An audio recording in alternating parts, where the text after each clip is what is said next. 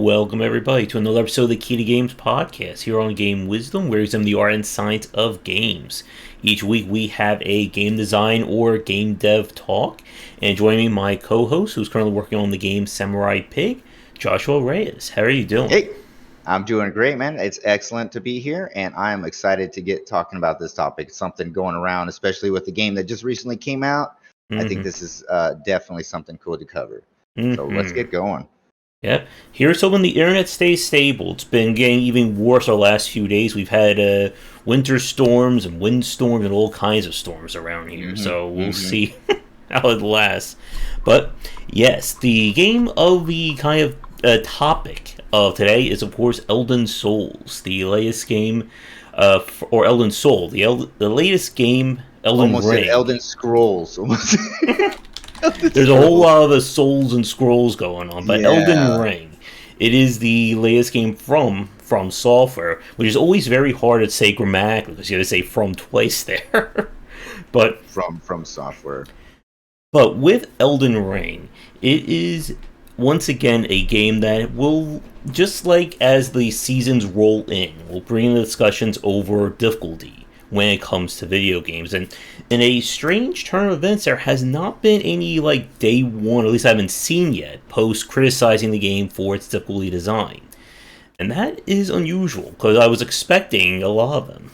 I was ready for the. I think they did it for Sekiro. There was a deluge of articles about we need difficulty Mm-hmm. sliders and we need this and that, and like you can't have a hard game like this. What are you all trying to do? Mm-hmm. And I think this time people understand that that's literally like the way the game is designed, right? Like that is Mm-hmm. the game.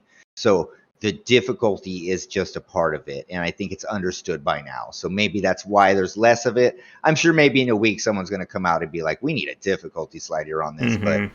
but not as quick as I thought it would be either. Yeah, Yeah. correct. And I think the other game that's kind of like taken the thunder in terms of difficulty away from Elden Ring was Sifu that came out about Yeah. like 2, maybe 3 weeks ago. Yo, did you Uh, happen to try it out? no, I have not. I still haven't picked up Same here. Elden Ring yet.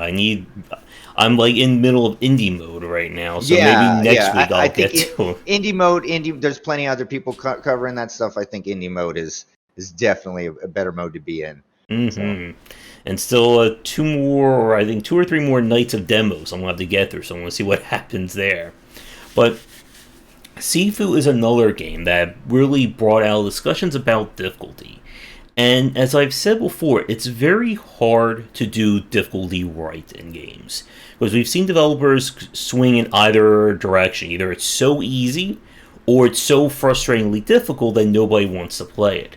So, as somebody who is designing an action game, what are your thoughts when it comes to, I guess, balancing difficulty, especially in a reflex driven game? Right. So, okay. So, in a like reflex driven game, I think one of the things is you want to first like avoid randomness. You need rules that apply basically across the board, right? All enemies do this. All So when you're doing a reflex, there's no gotchas or anything. First off, Hmm. you can't have a gotcha in a reflex based game. So that's just one off the bat. But then also like when you're tuning it, the main thing is we're not tuning them to be like uh, the battle itself. Like for example, if I took the when we're talking about scaling HP or health like that, let's just say if I'm testing every enemy at just like a basic level of 10 HP or whatever, the battle should still be good and engaging, right? So it Hmm. shouldn't be better because I'm ramping up or scaling up HP or ramping up or scaling damage. That's a part of it. But like the basic combat design itself needs to first be solidified, right? And then from there we expand on all the other things. And that's a whole myriad that we're going to get into later when we're talking about scaling up HP, scaling down HP, Hmm. scaling damage, just various reasons, skill trees, gates, and things like that, and how you can frustrate a player or also guide the player to get to the experience that you want. But I think one of the main things that you're going to want to be doing again is just QA testing and testing, and like so you have to have a vision of what you want to do and then trying to meet that. But again, it's just a super difficult topic, and it just totally depends on every game and just what genre you're working with. Mm-hmm. And I think what you just said about the different genres is a very important point because it really depends on not only the design you're working with, but who your intended audience is. If Mhm. you're trying to make, let's say, a Kaizo game, and you make it very, very easy, you're going to upset the people who buy this game to be a Kaizo game. But again, there is that line of how tight do we make that net for our consumer base?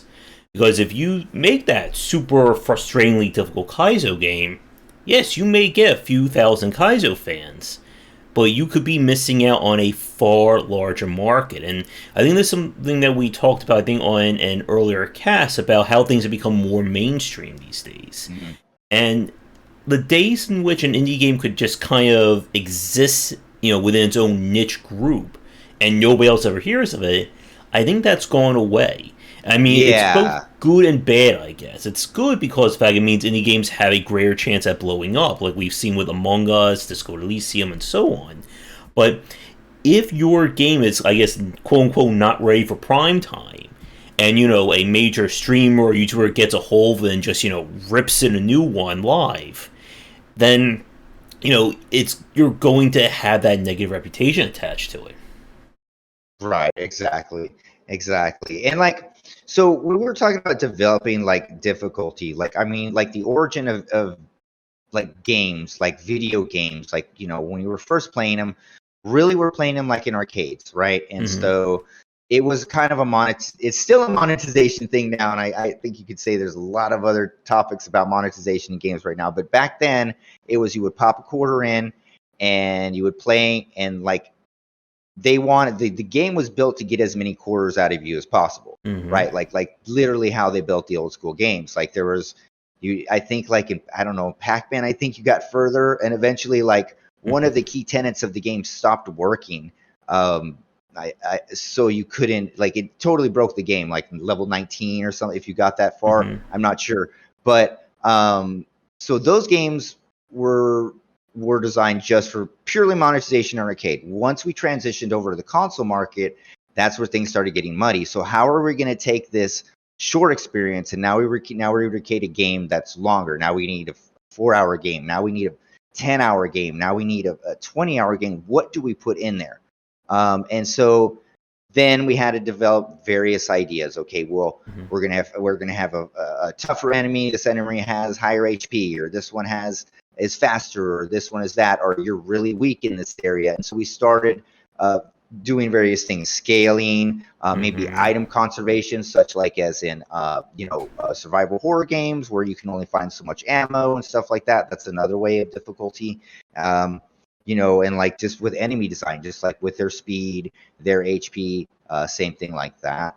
Um, and also even with level design, like level design itself Mm-hmm. is also another aspect of difficulty. So Yep. now we have so many different avenues of difficulty and so many different variables now that it's so easy to just fail on a grand scale, where you end up with the game is just far too easy, far too hard, or it just has this massive spike that doesn't make any sense. It's super easy, and then it's just Mm-hmm. masochist mode. So it's really hard to get that balance. And again, getting there requires a huge amount of QA, a huge amount of testing, and then also a good talented team, luck, and all that. So. Mm-hmm.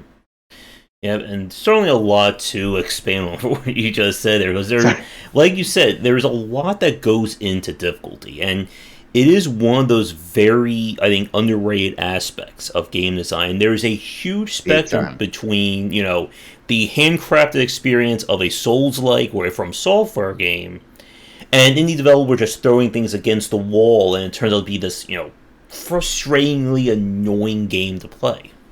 Yeah, right. So it's like you go from difficulty to just frustration, right? Mm-hmm. Like the player's frustrated because UI possibly, or there's not enough health packs in Mm-hmm. this level. Or there's not enough ammo in this level. Or I am super lost because your level design's terrible. So you go to, like, you could consider that difficulty or frustration also, right, in one bundle.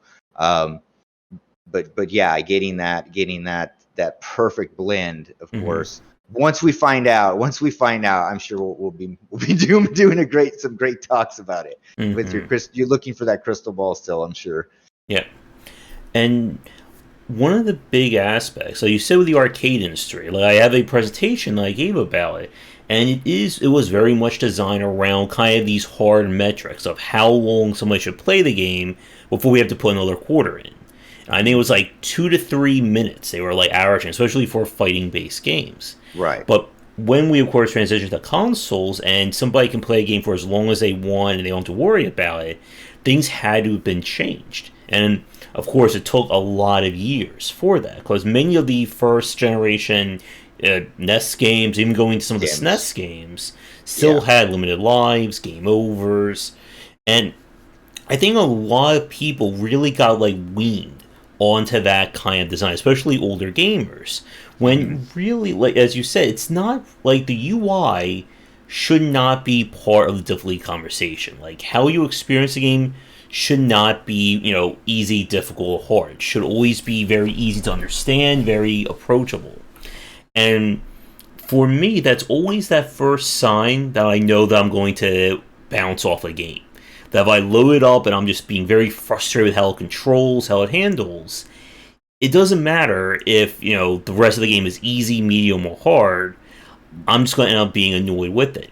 Right, like I'm gonna get to a boss encounter and like hit the wrong button again, Mm-hmm, and you know what? I can't do that. You know what I mean? mm-hmm. So yeah, simple things like that can totally kill the immersion. So Yeah, there was an indie game that we played on the for my showcase last night. It was a kind of a side-scrolling vertical shooter, but you can also punch in this game. So the problem with the punch is that it's always at one angle at one specific distance in front of the ship. So it became very hard to gauge when you're dodging and moving and shooting how to get this punch right, and it made the whole thing feel clunky because of it. And right, right, and see that's another thing too, like about it, like when we're talking about like animation speeds, mhm, character movement speeds, um, AI movement patterns, like all of that also factors into difficulty, right? Like, mhm, are we going to allow this AI to have a lot more movement, or is it going to be slower or more restricted in certain areas? And again, all of that adds up, right? So you mhm. go from, do you have enough ammo in this level? Do you have enough health? Are the enemies about where you should be? If there's a leveling system, is it possibly to be under leveled here or Mm-hmm. over leveled here? So yeah, all that's again, it's just a wonderful soup of and when developers hit it perfectly, it's amazing. Yeah. Mm-hmm. And what you just said about if it's a RPG or if there's leveling up, that kind of thing, that's a whole nother aspect as well. When we talk about abstracted design, where it's about leveling up your characters and systems like that, because we've seen games where it's like, okay, you're level 3, and on hard mode we're just going to let you fight level 15 enemies who can one shot you, or it takes you 5 to 10 times longer to fight them. Hmm. And like that is one of the reasons why I don't like to play a lot of RPGs with difficulty settings. Hmm. Because if I set it too high, it's not really a case of learning the systems. It's just a case of how many more hours I'm going to have to spend in order to play this. Exactly. It's not really a difficulty slider. It's just like a padding slider on the Mm-hmm. game, more like it. Because again, so when we're talking about like all the variables I was talking about, from level design, Mm-hmm. scaling, all the other things, and then we add in just an overall difficulty scaler. And so the overall, what are we going to scale in the overall Mm-hmm. difficulty scaler? We're just going to make all the enemies meat bags, and then we're going to make you like a glass cannon. Like it's it, it's when you have like even more than one difficulty, you've basically created two different games. You have Mm-hmm. like four different games. You have five different games. And which is the one version? More apt than that, instead of difficulty sliders, I think that they should only be one difficulty. And so you tune the game, easy to learn, hard to master. And so Mm-hmm. you can do it, like in a Mario way, right? Where you're just slowly, and at the end, you want to be a hardcore masochist and collect everything you can. But if you want to have a really fun time, you can do that too, depending on the genre, of course, right? Mm-hmm. But I think that like maybe something like NG pluses or things like that are probably more accurate if someone wants more of a hardcore challenge than just something instead of just cranking up a setting to hardcore, and all the enemies just take an hour to fight. Like your basic enemies take an hour, and then your Mm-hmm. boss takes two.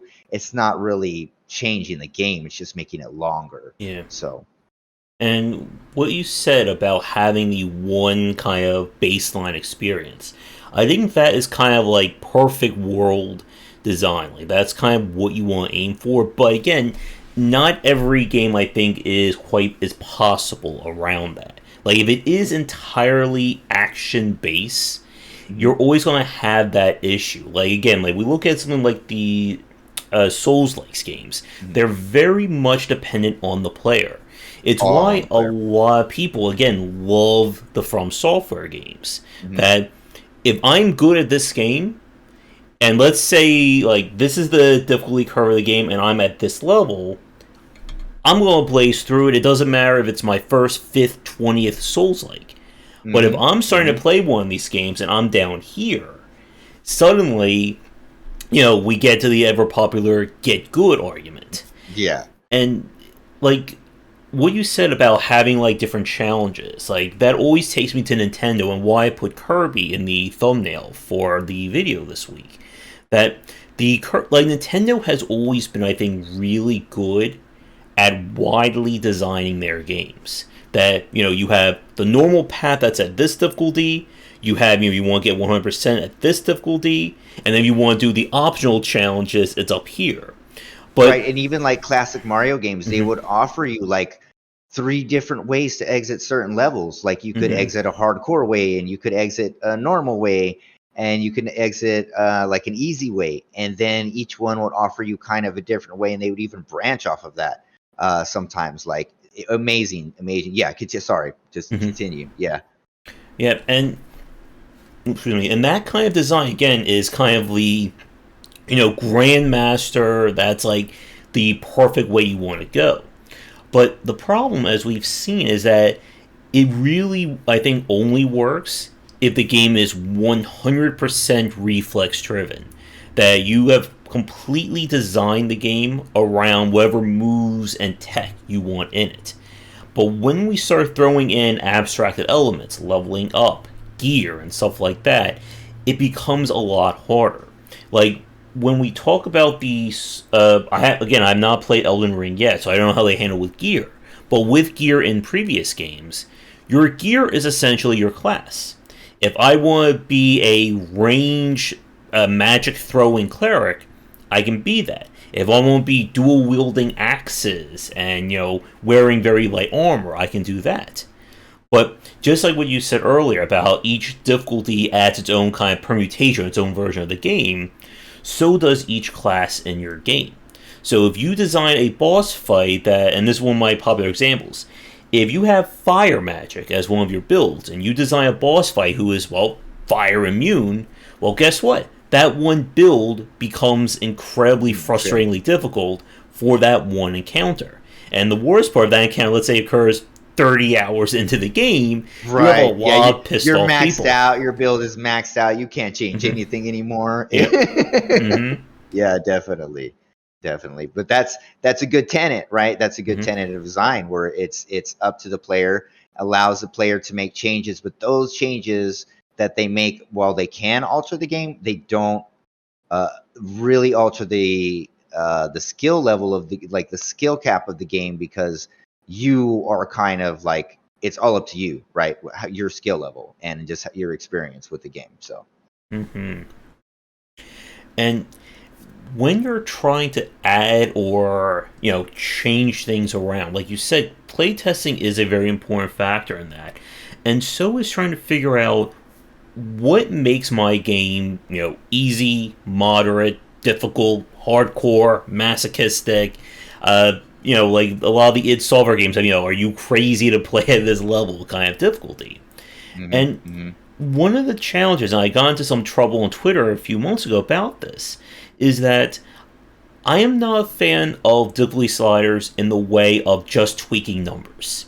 That, on easy difficulty, enemies take 2 hits to die. On hard difficulty, enemies take 15 hits to die.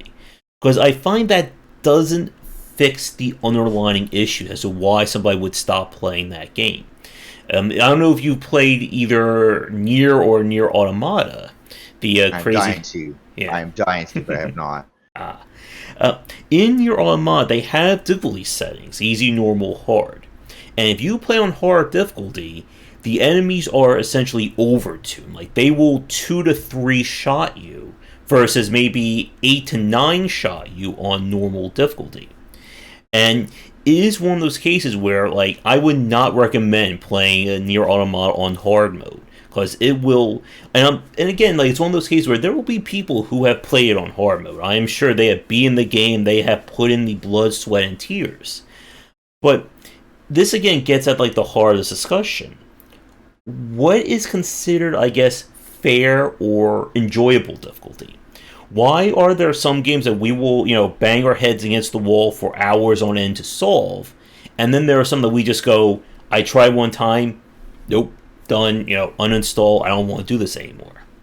Well, I think what I was at the very beginning, I was talking about randomness. So for Mm-hmm. sure, like, you can't have any randomness in there. So, um, okay, so no randomness. And then for one, if the boss just if the boss just have triple the health, like, first off, that's just going to be very demoralizing. Like, you know what's up, right? You know what you're getting into. You're like, Mm-hmm. okay, this is going to be a really, really long fight. And then so you're there fighting a fight that you've done before, or possibly. But when you see that, I think when you are able to view that everything's just been kind of cranked, but no thought has been put into it, the only thought is Mm-hmm. we just got to raise numbers, then I think that's definitely like a telltale sign where you're just like, I feel like they put no thought into, like, raising the challenge. Maybe they could have added a move set instead, or they could have gave him some different abilities or something. But instead, they just jacked up his health and jacked up this, and now Mm-hmm. instead, and now it's 3 hits instead of 8 hits, and so instead it becomes unfair. And so that's definitely, when it comes unfair, things feel random, and things felt too pushed out of your favor, Mm-hmm. where it's almost like they're making it seem like you don't have a chance to even beat this, right? And I Mm-hmm. think that's when it gets to that level. Yeah. And as an interesting aside, it's something that we see in a lot of mobile games, where they will design levels purposely as spikes in order to get you to either force to the grind or force to spend money. And it's never, I think, covert. And I think that's always the thing when we talk about abstracted design. That the player knows that if, the enemy they fought 10 minutes ago is level 10, and now they're fighting an enemy who's level 60, something, there's been a miscommunication somewhere. And it gets to that point where it's so explicit that it can become a huge frustration. And I would also add that if you introduce elements that just completely break the rules of your game, like, what was an example? Like in Ninja Gaiden 2, if you remember that action game, that they had they always had ranged combat in it. And ranged combat, and I'm talking about the Xbox, PlayStation 3 ones, ranged combat was always annoying because you had to stop, aim the camera, and hopefully, five enemies don't slice you up in the middle of you trying to Right, aim. right. And I remember in the second game, they introduced a boss that was just all you had to use range while he's like swimming around doing all kinds of crazy moves, and they'll attack you off camera. And it just felt like I was fighting the game at that point. Right, right. Like, or like, you don't want to be fighting the camera. Mm-hmm. You don't want to be fighting the level design.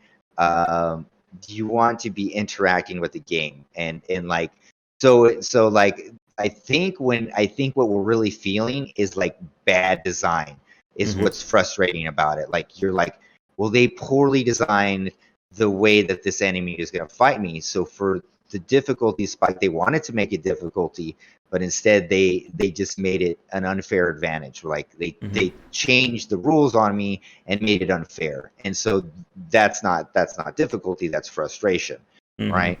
So Yeah, and you have to, I think, be very careful about having the design of your game factor into the difficulty. Like, here's an example of a lot of action games, especially 2D action games I've seen developers do, that they'll not have enough animation frames of when enemies like swinging their sword down.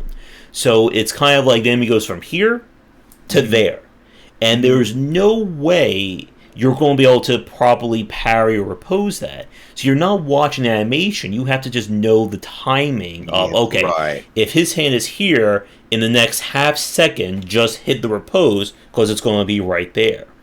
So Or, a limitation. So what's happening mhm, there is like the developer probably had poor animation skills or didn't have the foretop to do that right. mhm, And so like, okay, if you only have 2 frames, before the 2 frame, you can do like a tell, do like a little particle effect mhm, and do the tell. So ding, and then you know he's about to swing, right? Do a mhm, time if you don't have the animation. So there's always a way to get around it. Even if you don't mhm, have the animation, you can do a way to do the tell that the mhm, attack is going to happen. Audio, you yeah, can do audio. You can do color. If you don't want to do color, you can do just like a lighting effect around the mhm, character. Various ways to show a tell mhm, if you're lacking in animation. Also, yeah. just a side note there. Yeah, and the other pet peeve I have is that when you have an enemy and his hitbox, like let's say the sword becomes a hitbox when he swings it. So he swings the sword, and after the sword has been swung, it still It's exists as a still hitbox. right. So like it could be behind him, and we've seen it in like large enemies, and I just like touch the sword, even though it's not even being swung anymore. I still Terrible, take full terrible. damage. That's terrible. Yeah. Yeah. So you have to like in the animation, like while the animation is happening. So again, I'll do the animation. So here I would turn on my hitbox, and then once the animation is done, I would turn it off. So they're just forgetting to turn off the hitbox there. Yeah. That's what's happening. Again, oversight. Oh, it's Hmm. like you have to remember all those things because a programming oversight is going to lead to that difficulty, and then that right there, like if I ran into that, I wouldn't want to play the game. That's just that's because of simple programming oversight in the animation. So Hmm. And another aspect about this, and again, like we could, I feel if we're not careful, we'll be here for like 2 to 3 hours easily on this because there's so much to it's a lot. discuss. It's a And lot. for those of you watching this live recorded, if you have a suggestion for more design or more difficulty discussion topics, let us know in the comments, and we'll add it to our list for a future show. Yeah, But pet peeves that you have, mhm. or anything like that. Yeah, definitely. And I think, like, going back to From Software, one of the things I find very interesting about their design is that when they build their enemies, they will often have like two distinct kinds of enemies. They have like the monstrous, these are completely asymmetrical battles, stuff like Champion Gundyr, that giant nightmare creature from Bloodborne that's like all like electrical around. I'm forgetting his name, Von the Spider, and so on. Oh And yes, the spider. yeah, Yes, Rom. Is it Rom, I'm Rom? sorry. Rom Yeah, or Vom? I'm sure a Bloodborne Rom fan will Vom. be yelling at me in the comments. And then you have kind of the humanoid fights. What was it, Lady Astera? And the various hunter mini bosses in Bloodborne. And the reason why I find this very interesting is that you have these asymmetrical battles. Again, you don't have anywhere near the same moveset as the cleric beasts. But then you have these battles that are supposed to be more symmetrical, that you're Mhm. fighting another human. Neo has this quite a bit. Right. And I find that very fascinating because it is that case of having a very wide amount of skills, and it's up to you to kind of tune your own abilities. Because fighting a human in Bloodborne is very different from fighting a 30-foot tall, multi Right. eyed creature. Right. Yeah, and it's really amazing because like you're literally fighting like they'll have the same move sets. Hmm.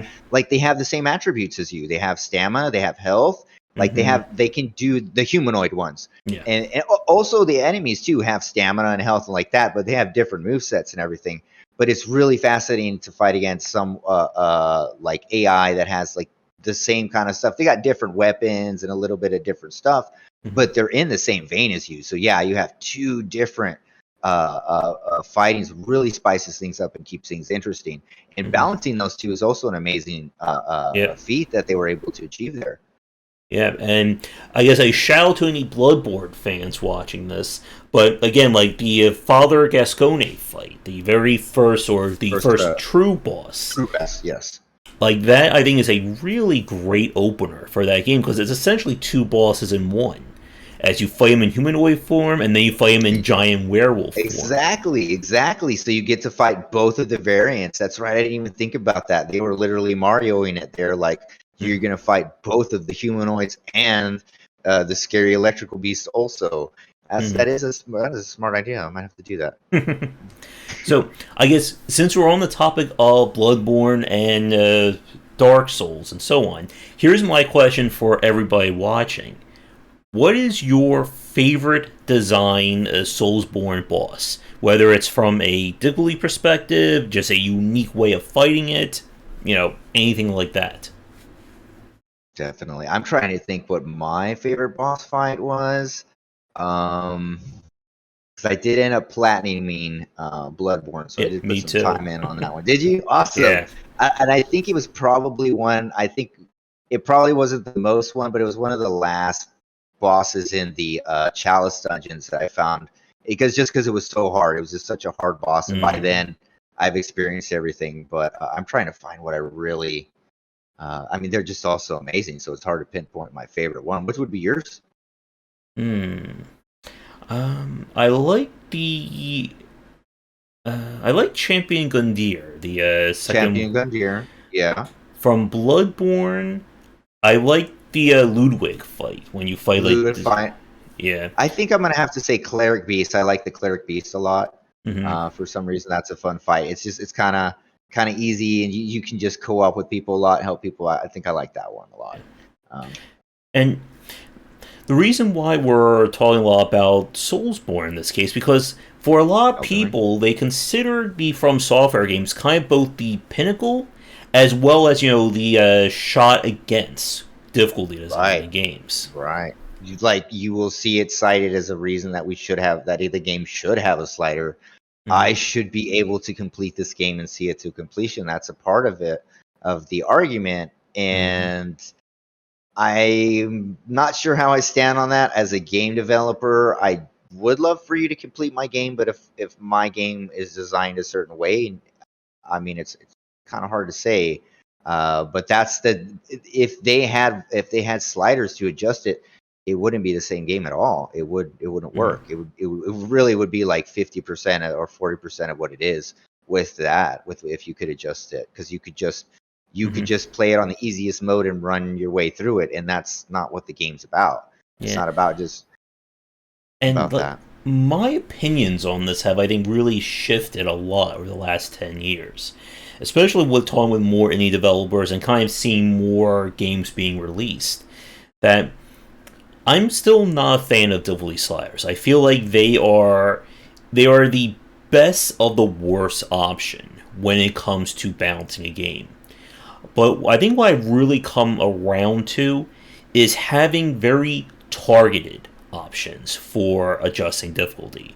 And this requires play testing a lot of times. It's about understanding why somebody has a difficulty issue with your game.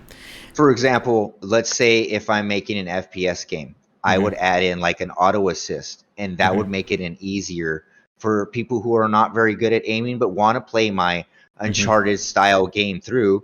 You can add an auto assist in your aiming, and that'll make things easier, right? It doesn't change the game, right? I don't have to change health points. I don't have to move where my ammo is or anything like that. I just have to make one action of the game easier for you because that part's hard. Right. So like you're saying, targeted adjustments in a game are definitely probably that is probably the best solution right there. If you're not going to purely curate it, but you do want to Nintendo, maybe kind of Nintendo in a way, to a wide audience as possible, where you can do those little things that people find issues with. And so through QA testings, everyone's like, I can't see this or I can't do that. Well, maybe make a way to make it a little more accessible without changing the whole game design paradigm there. And like one of the examples, I remember writing an article. This was back in like 2010, 2011, where I was arguing against Nintendo's assist mode. That if you die enough times in a 3D game, it would just give you an option. My And wife loves it. My wife loves it so much. yeah, and I've come around to that. I've changed my mind on that because again, it is very much that targeted style. It's not on 100% of the time. It's only there when you need it.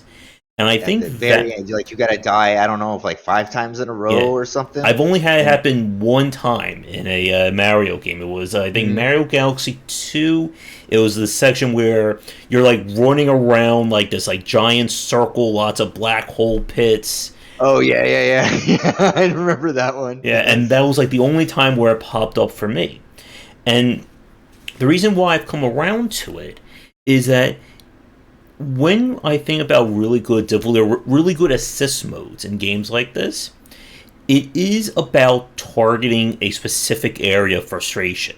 Whereas a difficulty slider is just kind of like the nuclear It's a option. shotgun. It's a shotgun approach, right? Yeah. And the things that it's going to hit, Hmm. even when you're adjusting it. Okay, you when I say shotgun approach, that means because you don't know what's going to change, right?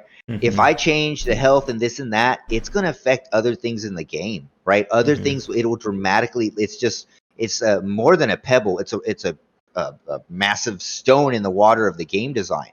Just Hmm. by changing that, it changes everything. So Yeah. yeah, those anyway. And yeah, and again, that's why I like Nintendo's assist mode, that it's there if you need it, but it's completely invisible if you don't. Don't. And I think you can say no, right? Yeah. Like it says, yeah, you can even say, no, I don't want the assist. Yeah, So and again, I think that kind of targeted direction is very important. And again, from a development standpoint, it really requires you to not only understand what your game is, but also why somebody would bounce off of your game. I right. wrote a piece on Medium last year where I basically put down a line by line description of how would I make Dark Souls more accessible without changing the difficulty of it. And I I got to just see came, that. I got to read that. yeah. And it is a very interesting point because I said specifically, like, this is not about making the game, not changing the game to be easier or adjusting stats. It's about all the ways somebody could find the game frustrating and mitigating that if they want it. And it is, again, very tricky to get to that level. And the problem where I think assist modes come in, or just, broad difficulty adjustments, is that it may not target why somebody has difficulty with your game. I spoke with Steven Swan, who's from Able Gamers, on a cast last year. And one of the things that he said to me that I find very poignant about this is that he said, for somebody like me playing a game like Dark Souls on normal speed with everything moving incredibly fast and challenging gives me that rush of why I want to play that game. For somebody like him, playing the game at 1/16th the speed with controller that's set up to allow him to play it will give him that thrill as well. And it's about allowing people to experience the game, but you're not gutting the game to make Right. them to allow somebody to play it. So what he was talking about, like actually like adjusting like the animation speeds or like how fast you could move, so it would be Hmm. easier to react. Yeah. Right. I So that got you. for somebody who doesn't have high reflexes or I has got you. motor control issues or motor skill issues, they can Right. still get a very challenging experience, but at their level. Yeah, and Whereas, yeah, see that is not like for an action game, that's actually pretty smart. That's not hard to do. hmm Like we could literally slow down the whole like all the game just a little bit for you if you need it to be, and then you'd be able to see that move and have time to react hmm if you have a slower reaction time and still experience the game because nothing's changed. It's just a hmm little bit slower for your reaction time. That's brilliant. I love that. yeah. And I think that's again where I've come around when it comes to accessibility and assist options in games. That if you can change the game or change the elements without changing the actual experience, that somebody can experience a platformer, but let's say we give them a little bit more, grace period with their jumps. That can certainly allow them to experience a game much like somebody like me who can play this game at, high speed. I'm definitely not Kaizo level by any means, but I can still play Celeste. And Yeah. that's interesting about VVVVVVV. I think I'm not sure if you added in too many. You may be off by one That's V. I'm not sure. I think that's an extra V. Unless there's a sequel, we don't know.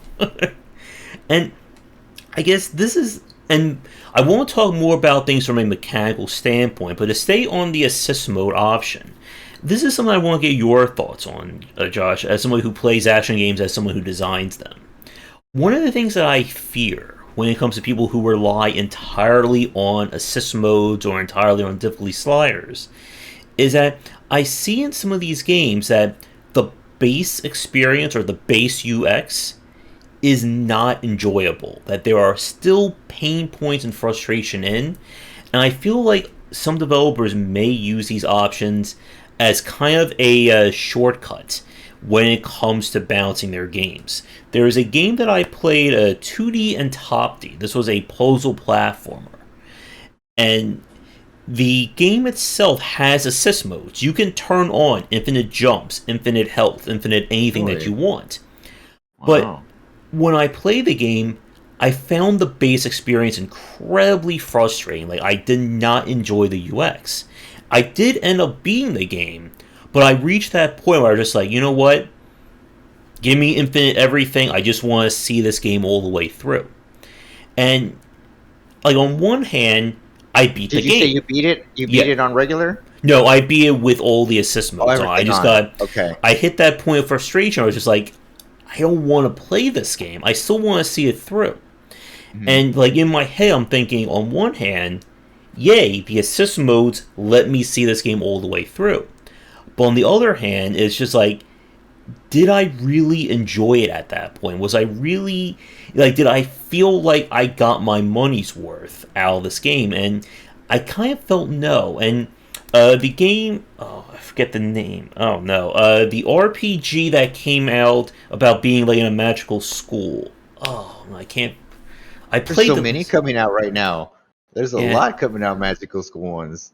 Oh no! It came out. It was from Humble Bundle. I'm sure somebody will Witch count. Academy? No, Witch this is like Academy? an RPG turn-based. Oh no! Now I'm gonna have to look it up. It's gonna drive me nuts. But that was another one that gave you full-on like assist moves. Like you can turn it. Valkyria Chronicles? No, but I do like that one.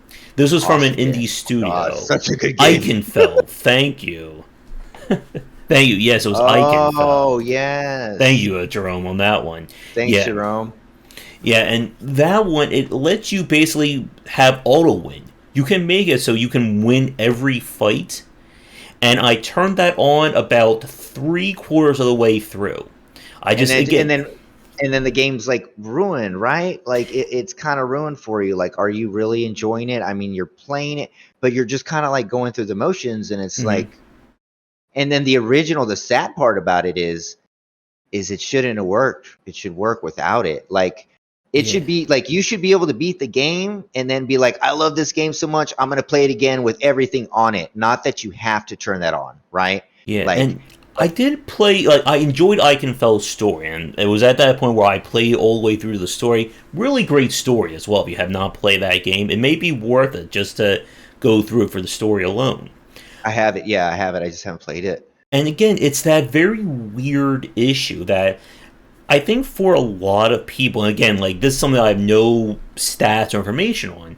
I feel like for a lot of people, even if there is an assist mode, they're still going to bounce off. Like I feel like the assist mode, if it's just a blanket assist mode, they're not going to stick around. Like if the game annoys them, just giving you infinite health or infinite wins, they're still going to end up bouncing off of that. And I believe Eichenfeld has a very low clear rate as well, which I will try and look up right now. See that?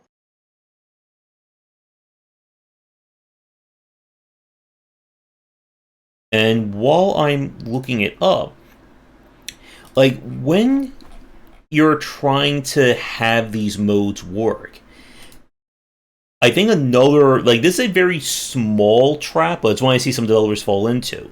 If you do allow assist modes and features like that, the game needs to be playable from beginning to end with that. Because this was an Yes. issue Cuphead had, that they had the easy mode that you or casual mode. Did you beat it, Cuphead? Oh yes, I did. I You speed did. ran it too. You read it. I had the world record for about 10 minutes when I played it. Wow! Congrats, my man. It got That's beaten wild. fast though. But yeah, I play Cuphead. I beat it on hard difficulty. I 200%ed it as like this very special one that the speedrunner set up. But So I'm gonna assume that that it was like it was a good plat tight, good controls, yeah. everything. Okay. But the problem that Cuphead had was if you played on casual difficulty, you literally can't beat the game. Because you must beat the two final bosses on at least normal or hard in order to see the ending. And I felt that was a misstep. That if you're going to give the player an easy mode or whatever, I, you gotta let them play through all the way. You don't want to say, "Oh, you played the game, but you didn't play good to enough." see the real to see the real ending, you got to do it on hard. I know that's not the first game to do it. I've ran Mm-hmm. into it before, and I was like, I wish I could get a refund right now. That is I did not want to Mm-hmm. hear that. Yeah, and I brought up Iconfell. I should do a completion critique on this game as well. Grinders But the game lost 29% of the player base literally before the first boss fight. And the first What's boss is that? about 15 minutes in. Wow. Oh, that's And wild. it keeps going down and down. It doesn't stabilize until probably like 49%. So 51% of the people who played Iconfell, they left it. Like, they were not interested in it.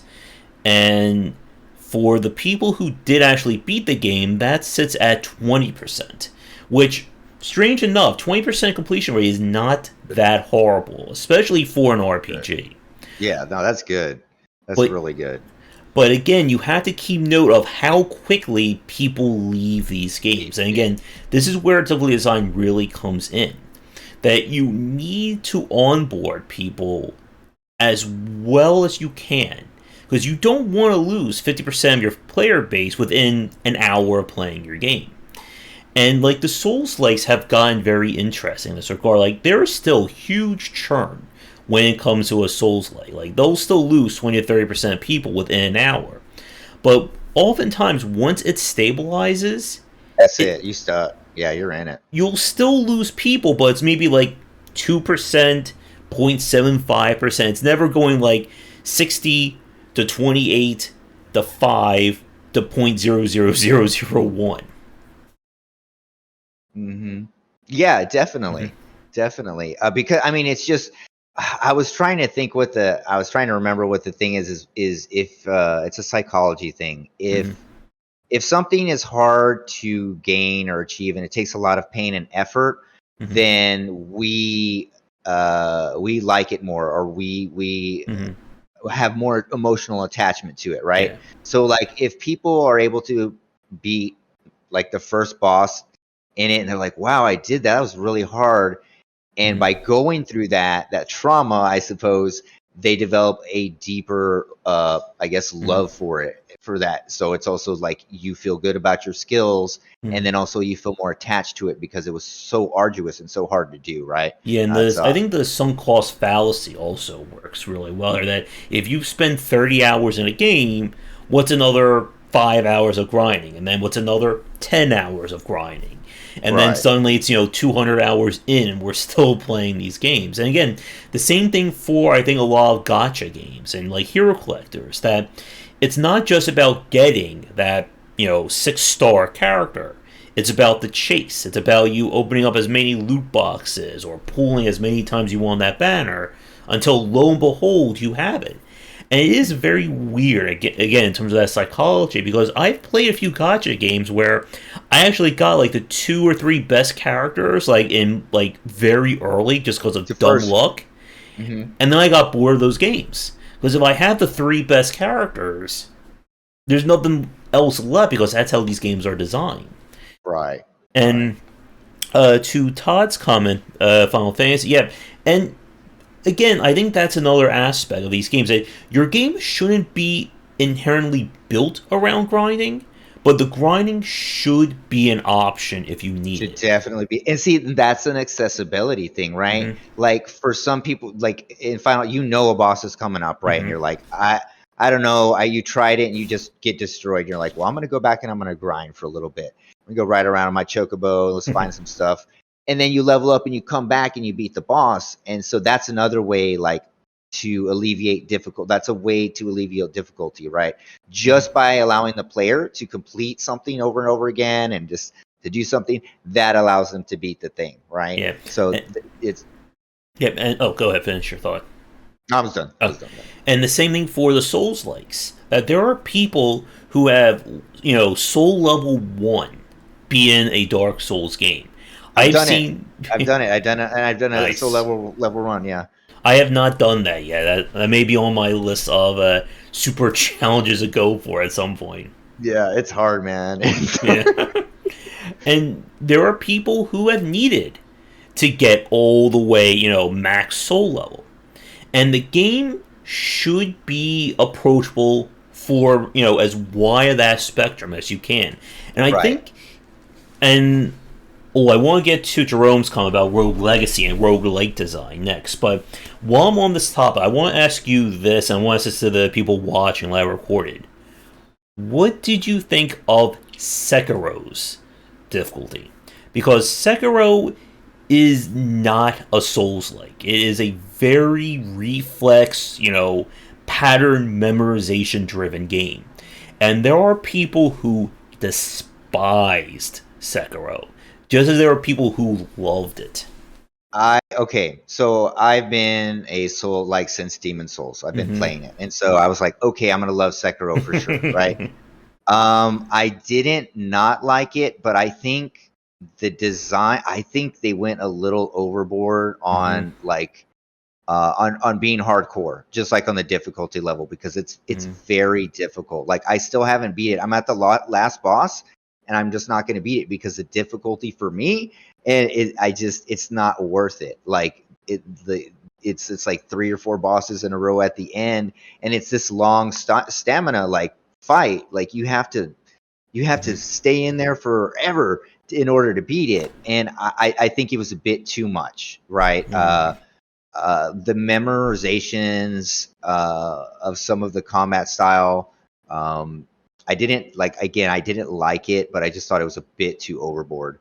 Some cool things, and then also I think that they reduced some of the thing, like they stripped down some of the things that really made it a Soulsborne game, and it veered in a different direction. So yeah. How do you feel about it? Did you play it? Oh, I certainly play. I have a video on the channel where I talk about how I broke the game and it was incredibly easy to play it. And I think I pissed off people when I said the game was broken like that. Well, you tell me how to break it, so I'll have to watch it so I can break it. The thing about Sekiro is that it is inherently designed around one way of playing it. There is one absolute way of doing it. It is very defense-oriented. If you learn that, and you play it that one way, you'll beat every boss fight incredibly easily. If you try to play it like a Souls-like, if you try to play it like an action game, you're going to fail every time. See, I think that's what my problem was, is I was coming for like all the Souls games, and so I was expecting a Souls-like experience, and it's not. No, it is, but it's not. And that, I think, is where the issue with Sekiro. Like, for the final boss fight, I actually beat, I think, either first or second try. But again, that is just from, I had to finally, like, tune my brain to what the game wanted me to play it like that. And it is entirely different. Like, if you try to play, again, like the same way as a Souls-like or same way as Neo, you're going to get curb stomped very easily. And I spent a lot of time on the Ginshiro fight. Like, that was, again, like that first really big gate in the game. Yeah. And the thing about Sekiro like that is that it is fair in that respect. That if you play it like how they want you to play, I should say, it's going to be a very, balanced experience. And the reason why I find this very interesting is that I have not played Sifu yet. I've watched people play. I've watched people rage at it, and it looks like Sifu is very much that same kind of, you know, response or reflex response design that's very defense focused. And I just wonder when I get my hands on it, will I just find that game incredibly easy because I played Sekiro all the way? From Sekiro, right? Yeah. Sekiro is going to teach you. Yeah, and I guess that's their balance, right? Like play this game exactly the way it's supposed to be played, and it's perfectly balanced. But I think I think it would be not. I think it'd be nice to always have maybe a little bit of an option, but again, that would break the game, right? That Sekiro wouldn't be Sekiro if I was allowed to play it as like if I was allowed to be Dark Souls and roll around in a circle, it would be a completely different thing. So yeah. And again, you have to be really mindful. Like a game like Sekiro, just like a game like any of From Software's titles, they only work when the player feels like they're the ones in control. The game is not doing anything that is beyond what the player has. Somebody left a comment when I was talking about power fantasy and push forward design with Doom. And one of the things they said was, well, why don't we have for a challenge an enemy that turns off your ability to regenerate health or get health from glory kills?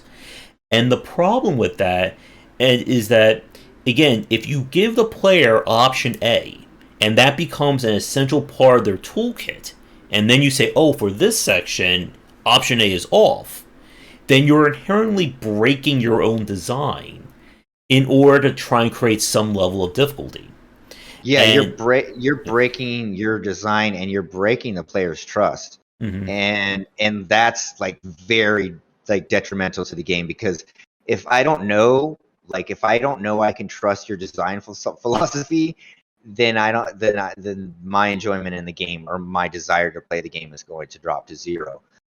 Because that shows either a lack of forethought or just a misunderstanding of how to adjust challenges for the player, right? So yeah, and again, like what you said there, it betrays the trust. Like it kind of reminds like the old playground games where it's like, I have a laser gun, I have laser immunity. Well, I have the laser immunity shield. Well, I have no laser power, right? And it becomes very frustrating because if you give the player X and then you say X doesn't work here because I said so, it's going to become very frustrating. And I remember from Dragon Quest 8 or 9, one of the other, I think it was like the one that was on PlayStation 2, I want to say, and they give you the power to like buff your characters up.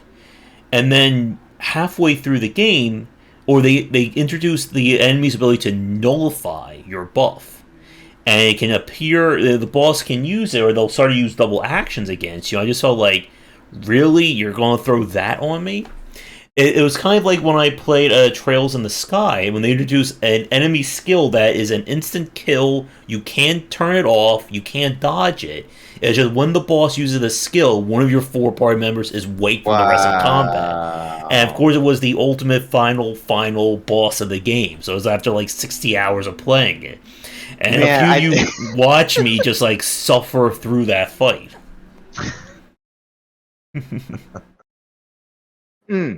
What were you going to touch on about Jerome's comment there? Yeah, so with like Rogue Legacy and Roguelite design, I think that has been a very interesting, I think also more approachable alternative to roguelikes. There are people who hate roguelites just as there are people who hate roguelikes. And I think you have to be very mindful, like of just again, how much does that system factor into the enjoyment? Like if I start your game and I literally have no hope of beating it until I'm at least level 15, 20, and those first 15 to 20 levels are just, dead time. Like I'm just wasting my time. And I've unfortunately played several excuse me. I played several roguelites and unfortunately fell into that trap. There's this game in Celebration of Violence. There's like an indie roguelite that was very frustrating. When I played the game Undermine, because I played it so much in early access, when I actually got the actual 1.0, I beat the main quest like maybe like after like 15 to 20 levels just because I got like the perfect build. I knew exactly how to play it. And I think that's what you kind of want to shoot for with roguelike elements. That they shouldn't be required, but they should be more of an assistance for people who need them. Right, exactly. Yeah, they cannot be a requirement. If you need a certain thing and that's a requirement, no, it has to be just like an assistance or a boon or a way to help the player, but not something that is required for the player to progress in the game. Exactly. Mm-hmm. And I think what we said earlier about kind of having like organic difficulty or making it very much like Nintendo style.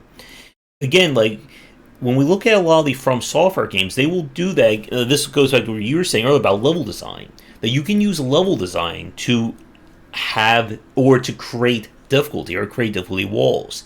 I know we mentioned this last week, but you know the Red Eyes Knight and Demon Souls, like up on the tower, that you try to fight him and you're not prepared, that guy will wreck you, and it's basically the game's way of saying maybe you shouldn't go this way yet. You know, turn around, go that way. You can try and see. Mm-hmm. You can try your luck. There's something cool behind me. Mm-hmm. And I'm sure there are people who just stood there and fought that guy for hours on end, you know, soul level 1. Right, they were just like, shouldn't I just be able to get past him, or Mm-hmm. what am I lacking? Yeah, I mean, I fought him for maybe like 2 times, and I'm like, I'll come back. Mm-hmm. I did the exploit when you trick him to like falling down like the huge flight of stairs and you kill him Oh yeah, early. okay. Because you gotta cheese these games, right? Like that's like high level play. You gotta figure out all the little tricks. But importantly, and I think this is another topic or another aspect that I want to touch on. You have to be very aware of what your skill ceiling is at all times in these games. You don't want to design a game again that the normal path only 5% of your player bases or your player base will ever be able to achieve. If you want to have, you know, the super optional ultimate difficulties, you can certainly do that. But But you optional. yeah, but you want to be very aware of, okay, where do I want my skill level to start and what's going to be required to see the end credits, because that's going to be what the majority of your player base, or what you hope the majority of your player base is going to experience. Right, so that's like when you're designing it, like an important factor is like you're saying for the last boss. So like when you're designing it, you need to make sure that your character is capable of like defeating the like getting to that area and getting to the ability to do that, but without needing crutches. Like the player can be able to do that. And maybe you'll need a gun here and there, or like a plasma something, or maybe a magic spell or something that being acquired. But those will assist you. I think that if you can tune it, that the player skill, but again, that's like the holy grail, that the player skill can overachieve the game, and your basics can take care of it. I think that's a holy grail for that. Mm-hmm. And you have to be again aware of just what the player can do at any specific point in your game. And you have to be really careful with you if you introduce abstracted skills or unlocks, just how required, you know, something optional is. You don't want something that's like, you know, optionally required in your game. Right, Because we've right. seen some of those games where, you know, it's just this random skill you can unlock, but it makes one section completely broken. Um, there's that infamous part in Dark Souls with the Anolundo when you're climbing the scaffolding and those two Mhm. knights are throwing spears at you. Yeah. And, you know, you have to walk in front of one. You know, if he hits you, you go flying backwards off. But then if the other guy hits you, you'll go bounce off the wall and fall to your death. And there's a spell you can buy that gives you stealth. Yeah. And You can actually do stealth, and you can do. There's another one, repel. So mhm. you, like that sends out a shockwave, and Oh you can yeah. just like shockwave them off. So that one too. So stealth and that one, yeah, Hmm. definitely. But yeah, that part was a nightmare. And I'm sure everyone who's played the game probably got stuck on that for Everyone, a while. everyone, yeah, I think everyone got stuck on that part. Very memorable part, and it's so strange because it's just a very simple thing. You're just crawling up a banister or something, hmm and it's just the level design and the enemy design together. Um, well, and you can do it, right? You can do it without anything, just like literally no weapon on you, nothing, and you can get through the encounter. But if you have optional stuff, it'll make it easier, right? So hmm Yeah, but again, you want to avoid designing challenges that just feel like you're trolling the player. Like if you have a camera that, let's say, has a very specific viewpoint and you design a section with all these shots coming off screen, yes, it's a challenge, but it's going to be a very frustrating one to deal with. exactly, and we always want to avoid frustration. Like I mean, frustration from not being able to get, uh, uh, your ammo. I can't get my consumables for my health or whatever. All those frustration camera angles, like hmm man, a camera angle is like definitely people are common to say like the camera in Dark Souls is a boss itself, hmm and it's a common saying because that affects also the difficulty of the game too, right? So hmm and I did play a Nota. Very challenging roguelike there, especially with how the physics can play out. I didn't play as much. I kind of got tired of it just because of the difficulty of the game. Like it's very item dependent on what you get, and if you don't get these items that you need, you are in deep trouble. But love the engine of that game and how it simulates like every pixel. Because we've had those cases where oh, that one fireball went a little bit off. Oh, it set that on fire, which set that on fire, which then just fell into this bomb and that blew that up, and now there's nuclear waste all over the place, and now that's on fire, and all of a sudden, like half the level is just a towering inferno. that sounds cool. Oh yes, I've seen this one. Yes. hmm And one aspect that I think is another factor when it comes to difficulty is when you're trying to balance the character skills with the game itself. And this is something that we see a lot of developers struggle with. And again, it goes back to this idea of having a balanced experience. That if you give the player a spell, a skill, a weapon, whatever, it should have some viability at all times. You don't want to just shut something down. And again, the classic example of this from a lot of RPGs is, all the buffs and debuff skills, boss is immune to them. Like, it will flat out, you'll never poison the boss, you'll never reduce its damage. So those skills are just worthless for when you need Like them to be. 90% of the Yeah. time, right? And it's like, okay, well, why do I have this? You can't poison enemies. All boss reflects poison. It's like, okay, great. So I'm not going to hmm use that. Yeah. So, but like with the player progression and skills, right? That's super important. How you also tread that into the levels, right? hmm Depending if it's open world or level based, and then you're like, hmm okay, does he have this move in level 1? Does he have it in level 2? And also, how can he use that move that he learned in level 2 and level 20, right? That it'll hmm still be applicable and still make sense, you know? hmm Now, one aspect that we didn't touch on, that I think may be beyond the topic for today, is puzzle design and puzzle difficulty, because that is its own, thought process and can of worms. Hmm. Definitely. I think it's a couple can of worms Yeah, for sure. I need to get Zach Barth back on from Zach Trunks because he could There you certainly go. school us on that one. Yeah, you let us know what the deal is. Yeah, or the developer of Baba Is You. You definitely should do that. I would, yeah, I'd definitely be all ears for that one.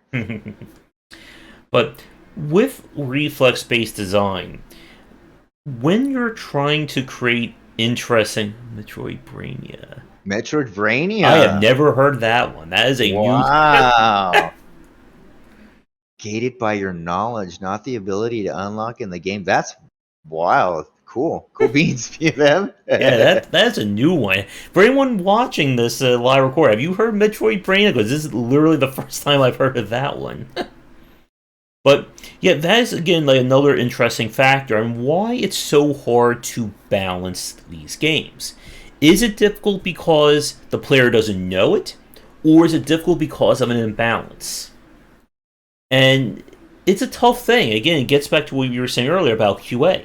You need to play test the heck out of anything, especially if you introduce unique rules. Like if you introduce a character or a weapon that does something that nothing else in your game has done before, is it balanced? Right. Is it balanced? Is it worth it?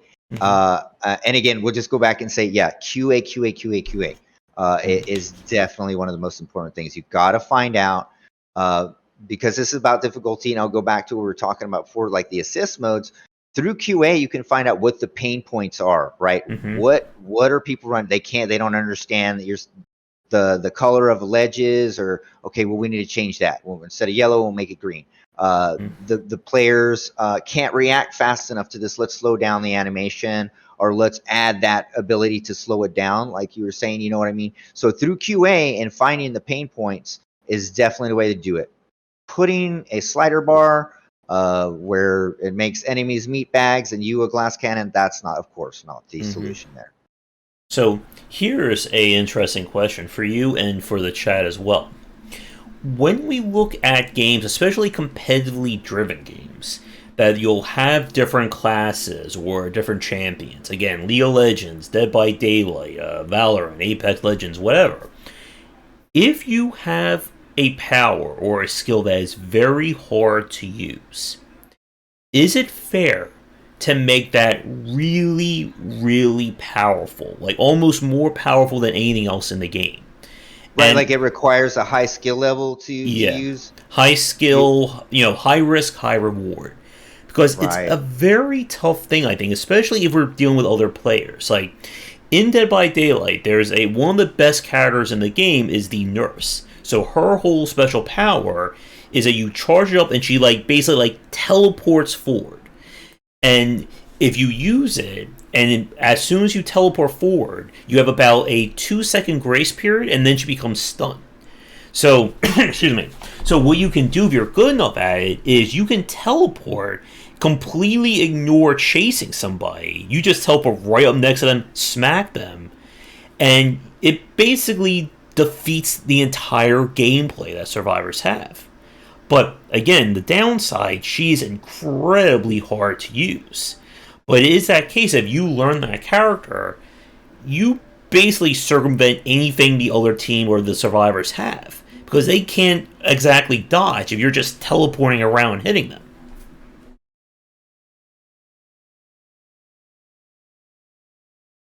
Oh, sorry about that. No worries. Yeah. Sorry, I lost you there. My headphones kind of going in and Oh, out. Yeah. yeah, so like if you do it well enough, they can't counter her. But it takes such a huge skill to get to that point. So yeah, and I've always been on the fence because like when I come up against a player and they do that move that I could never do, and then I'm like, well, okay. I'm like, okay, well, is that fair that because they have that amount of skill, they were Mm-hmm. able to just destroy me, or you know what I mean? So Mm-hmm. I'm kind of on the fence on that. I definitely have to marinate on that. Uh, Mm-hmm. I would say yeah. I would say yes. I think high skill level should be rewarded, right? Mm-hmm. But I don't think it should be that supremely overpowerful. And again, it's just imbalancing. But I'm kind Mm-hmm. of on the fence on that. Definitely. Yeah, and I think it really like for me it has to do with just how much skill is actually required to pull it off. And this goes back to like games that have like especially in deck builders where there'll be a skill that is just so damn powerful, but or a strategy that's so damn powerful but so easy to pull off. This was the issue with Miracle Rogue back in the early Hearthstone era. That you Mhm. didn't really need to do much. All you needed was to pull, 3 or 4 specific cards, and you're suddenly given a huge advantage. And I think again, it's the amount of skill that's required. But as you said, part of it is that it shouldn't be, just because I have high skill, I automatically win. And again, a Right. lot of that really comes down to balance. And again, especially if it's something unique. That if you give a specific character a power, let's say, that no one else has access to, is there a counter to it? And Yeah. if there There isn't, you got a problem. If there isn't, there's a problem. So there always should be a counterable, right? And maybe the counterable doesn't require such a high skill level, but something to be able to counter it, right? Because, but the imbalance in like multiplayer games is what keeps it very interesting, right? Because you can't, if everybody just walked around and we all had the same exact weapon, it might not be the same. So the imbalance, the controlled imbalance is really what keeps things active and interesting for multiplayer games. You know, that's one of the aspects of it. You know, everybody has a little something different, their uniqueness, their ability to express themselves, and instead of everybody being just cookie cutter with each other, which can be fine, but only for certain genres, right? You know. And again, especially if you're playing against other players versus against the computer. Right. Because a lot of people don't mind imbalances when it's, player versus the AI. But they do mind if it's, the AI versus the player who has that advantage. For sure. Yeah. AI, yes, definitely for sure. AI shouldn't have massive advantages over us like that. No, not at all. So we are about an hour and 15 in. I'm trying to think if there's any other things regarding reflex-based design. Anything comes to your mind? I think we covered most of it. I know this is a topic we could go on for a while, but my headset is going out, so I don't want to just drop out in the middle. But I think we basically covered that. Do you have any thoughts there on it? I think one of the things you have to be really mindful, again, going back to playtesting, is where are you testing players on? Like, if you give the players, 20 different moves, and you have an enemy that can only be defeated one way, you really need to be mindful of that. Like, this was one thing that annoyed me about the Surge. That in the Surge, one of the more effective forms of dodging is this kind of like, you press up or down to dodge in that direction. I think Sifu may actually have that, which now makes me really concerned about playing it. And I was horrible at that.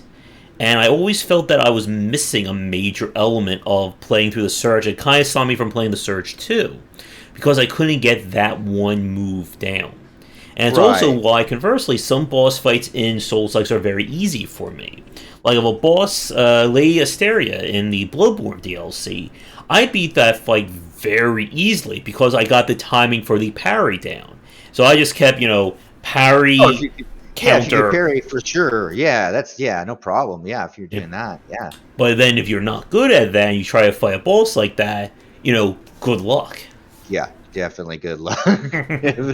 You'll have to come with it like a different thing. Maybe you'll have to be like a magic wielder or something like if you have a deficiency in your parry, well, then you need to have another ability besides your skill maybe to help you defeat the boss, right? Which is definitely provided in the game, right? Through leveling up or getting a different type of magic or maybe a buffed up weapon and stuff like that, right? Yeah. So you do have different options to help you if you're not skill based, if you're not a parry god like yourself. Yeah, and the options are very important because you want to avoid one ways. That if this fight can only be in this one specific strategy, because surely it will be an easy strategy once you learn it, but if it's not telegraphed well to the player and the player can't do that, then it becomes frustrating. And again, this goes... Like you were talking about that the attack, the sword attack right there. And so you need to have a way to telegraph to the player various ways. Like I said, audio, particle effects, sound, even slow down, right? There's use all of them because if, we might have a player that might be deaf or colorblind. So the more accessibility functions that you put in, that'll help the player, right? Oh, yeah. And especially be very careful of designing any section that breaks your normal rules of the game. Like, one of my pet peeves is the dark rooms. When all of a sudden we enter a place where it's just completely pitch black, you can't see more than 2 feet out in front of you, and you still have to do platforming or dodge traps. The lava area in Dark Souls 1, that's like so bright lava you can't see when you look directly at it. That level I hate. I think my eyes are still recovering from that. And then oh, okay, and then that one is weird too because you need to know, like, you have to get the flame ring or something, so it gives you a little bit of resistance Mm-hmm. when you're walking into the lava. So it's kind of an optional. What did you say? An optional requirement Yeah, to make it easier, because otherwise, if the level's really bad, like it's a really bad level. yeah. So And you don't want to design things that punishes players while rewarding a certain segment. You want to again have that baseline, but then if somebody does X or brings an item, it's easier for them. But you're not punishing somebody. Oh, you didn't collect this item back then. Now the level's 10 times harder. you know what was it? It was Fatal Frame. It was Fatal Frame 2, and I didn't have enough film, and I was like at the last boss, and because I didn't collect enough frame, I couldn't beat the game. And I'll never forget that to this day. Like, I put in Mm-hmm. so much time to get there to the end, and I didn't have enough. I didn't have the ammo to beat the Oh boss, and there was yeah. nothing I could do. And so, that was a bummer to this Mm-hmm. day. Yeah. And again, you gotta be really careful about, again, what aspects are you putting your finger on when it comes to difficulty? Is it hard because you're challenging the player? Is it hard because you're restricting their resources? Is it hard because you introduce some kind of game breaking rule at the last minute? Removing something, you Mm-hmm. scaling health, taking something away from the player. I mean, gating the level, skill trees, experience requirements. There's a lot of stuff you can do, a Yeah. lot of numbers you can tweak. Yeah, and you want to, I think, as a one of the final points, you want to avoid punishing the player when it comes to difficulty. And when we say punish, we're talking about taking away the player's abilities, taking away their stats, experience, whatever. You want to be very mindful of, what the player is losing and how easy it is for them to recover it. For instance, in the Souls likes, one of the reasons why I love the Estus flasks so much is that they're infinite. As long as you go back to the bonfire, you're always going to get them back. Whereas in Bloodborne, your healing vials have to be purchased. And I always felt that was the one thing that I just did not like about Bloodborne. That you will never convince me that Yeah, was a good design element. I had to go farm vials Mm-hmm. over and over again to do like challenge dungeons, and I was like, why am I doing this meaningless task Mm-hmm. to progress in the game? You know what I mean? Because it wasn't farming for like experience or Mm-hmm. farming for, but it was farming for consumable that I needed to continue playing the game, Yeah. right? And the So thing is, you're limited in terms of your stock. So it's not like you can just farm 99 vials and then just brute force it. You're still limited by your inventory space. exactly, and then we were going back to talking about difficulty with the scarcity of items, and that's right there. That's like a fakely imposed, or I don't know if that's the right word, but like a difficulty that doesn't really need to be there. I guess you can say, like, it's a gated difficulty to keep you playing the game in a way that I don't think is needed, if that makes sense. Yeah. And again, it's all about figuring out what aspects you're trying to tune your difficulty around. And you want to make it so the player feels like they know what they need to do to improve. Because if they're failing because they didn't grind enough experience or the boss just, one shots them, they're going to feel like, okay, so what are my options? What can I do to get better?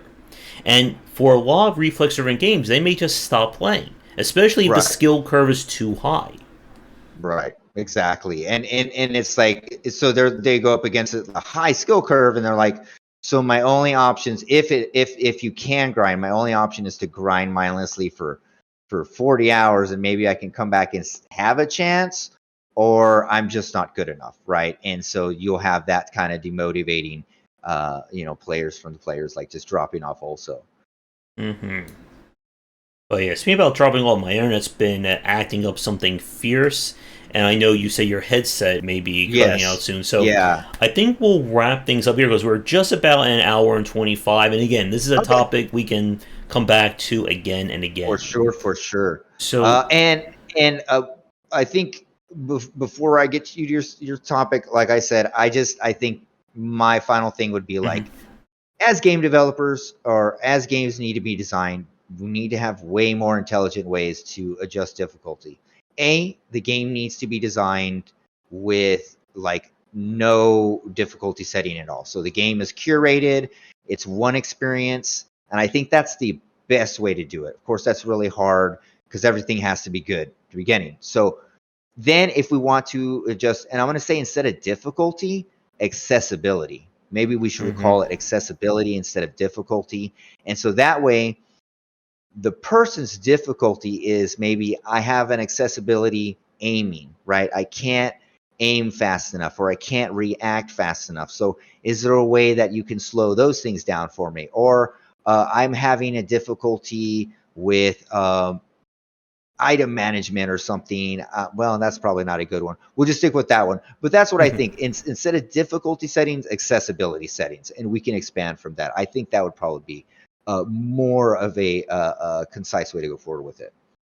Yeah, I think like because how tricky the terminology is, I always use approachability when we're talking about like UX issues or balancing a game.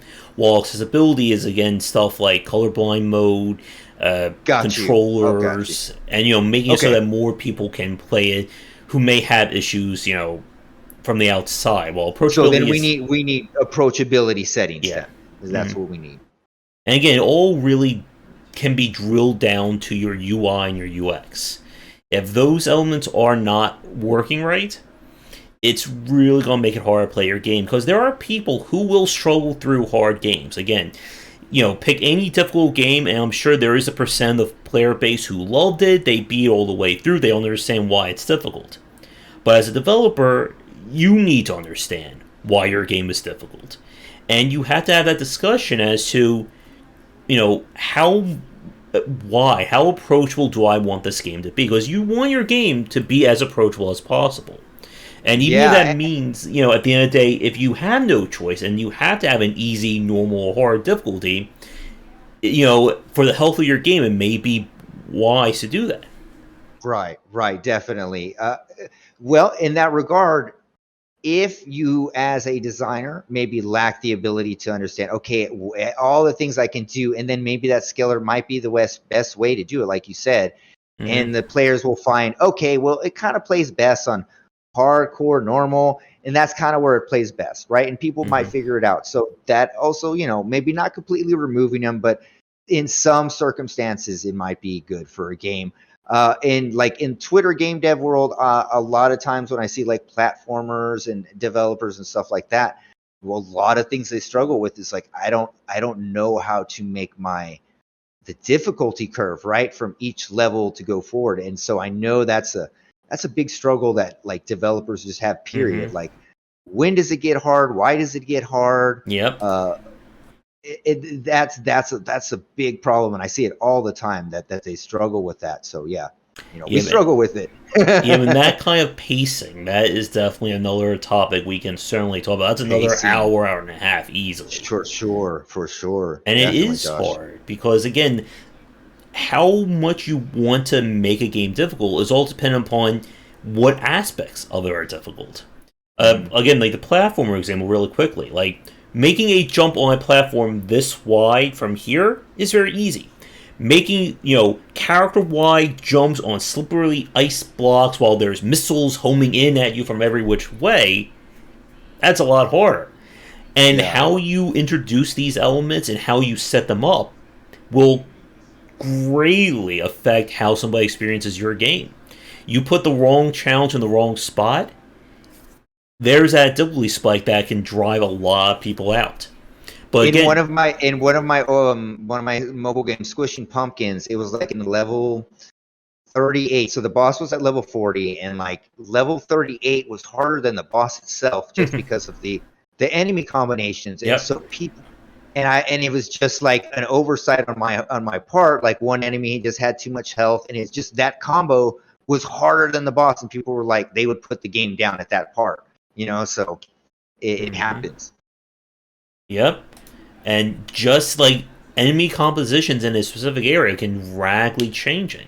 You have that one enemy who's just far enough out of range that you can't easily hit them, and this guy, buffs everyone around them. Suddenly, that fight becomes... And throw a dog in there that's biting at your ankles at the same time. The Taurus demon fight in Dark Souls, like in that narrow area with the two dogs who block the staircase and you can't climb up. Yeah, man. I think if you see like any Dark Souls review, that one is like always mentioned as like people's fight, and they're like, that fight. But yeah, like points about pacing and puzzle design. I think we'll add that to the list for a future show. And again, definitely. For those of you watching, if you do have any suggestions for topics, not just typically related, but anything design or game dev, let us know in the comments. But we'll wrap things up here for this week's show. We're still going to try and shoot from, let's say maybe like 4:35 p.m. as a starting time, ET. But if people want to follow you, Josh, where can they do that? They can go over to my Twitter at links to everything. So that's casual_scrub. It'll also be down in the comments. Josh put it there for you. And you can just find me there and follow my game, Samurai Pig, The Way of the Rooster. And that's pretty much it, my man. All right. And if you want to follow me, I'm on Twitter at GWBlazer. There's all my links up there. I'm on Patreon. We have the Game Wisdom Discord. And if you want to do all the liking, subscribing, commenting that the YouTube algorithm likes, so feel free. Like I said, we'll be back next Saturday for our design talk. And as always, come back for our daily discussions on game design here and on Game Wisdom, where some of the art and science of games. And until our next show, Josh, thanks again for coming on. Thank you. Thanks for having me, Josh. I had a great time talking about this. So much more we can talk about the discussion, and we will continue on the next time. All right. So, until next time, everybody, have a great rest of your weekend, and hopefully these storms don't bother your internet like they're bothering mine. Right. All right.